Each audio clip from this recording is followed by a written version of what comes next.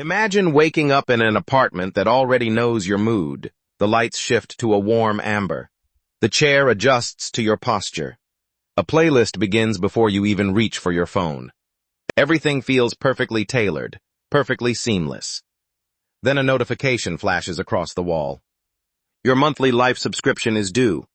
Housing, transport, wardrobe, appliances, all bundled into one clean digital invoice. You do not own a single thing in this room. Not the bed, not the window, not even the shirt you slept in. In the near future, ownership will not be a right. It will be a relic. Everything will be a service. This is the era of life as a subscription. It is convenient. It is frictionless. But underneath the polished surface, a critical question hides. Is this liberation, or is it the most elegant trap ever built? Physical space is quietly becoming the ultimate luxury. Future cities are already being designed as smart hubs, vertical ecosystems where artificial intelligence manages transport, energy, food distribution, and housing simultaneously. You will not buy a car. You will subscribe to a fleet of autonomous pods that arrive within 90 seconds of your request. You will not purchase a home. You will rent a modular space that reconfigures its walls, furniture, and lighting based on your schedule and social calendar. Need a home office at 9 in the morning? The room becomes 1. Need a dining space by 7 in the evening? The algorithm already set it up before you arrived. Corporations like real estate giants, tech conglomerates, and energy providers are merging into singular lifestyle platforms. One subscription, one provider, one system controlling the physical architecture of your daily existence. The efficiency is breathtaking. The convenience is genuinely remarkable.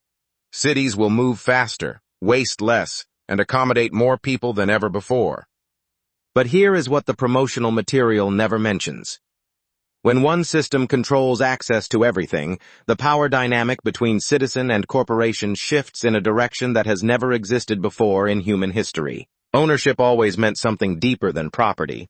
It meant autonomy. It meant that no matter what happened externally, you had a foundation that belonged to you. A door you could close, a space no corporation could revoke. That foundation is disappearing. In a fully subscribed world, your access to life itself becomes conditional. Miss a payment. Violate a platform's terms of service. Score below a threshold on an emerging social credit system. And within moments, your apartment locks. Your transport pod stops responding. Your wardrobe account freezes.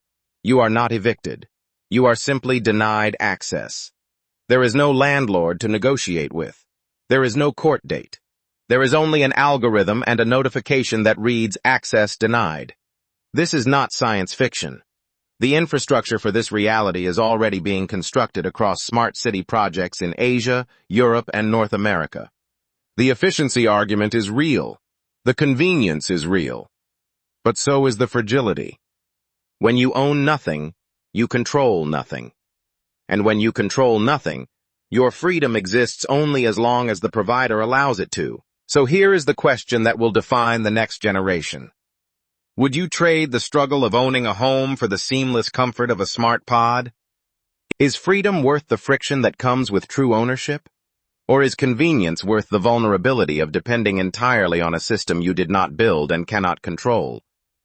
The future is not waiting for your answer. It is already being constructed around you. Drop own or rent in the comments below. The future is calling. Which side are you on?